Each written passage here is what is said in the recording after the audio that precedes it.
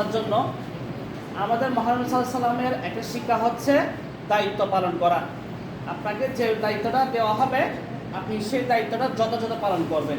তো আজকে আমাদের কিন্তু শহর থেকে সবার আগে আমাদের শ্রদ্ধেয় হেড স্যার আসছেন, অনেক কষ্ট, এটা যদি আপনারা দেখেন রোডের অবস্থা, সেই শত কষ্টের মধ্যেও কিন্তু আমরা ওই দায়িত্ব পালনের পরিলক্ষে কিন্তু আজকে এখানে উপস্থিত হয়েছি।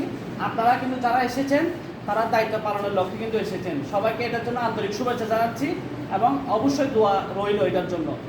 তো আমাদের মহানবী সাল্লাল্লাহু আলাইহি ওয়াসাল্লামের শিক্ষা হতেন শান্তি, যেটা তিনি একটি সংস্থা তৈরি করেছিলেন হিলফুল ফুজুল।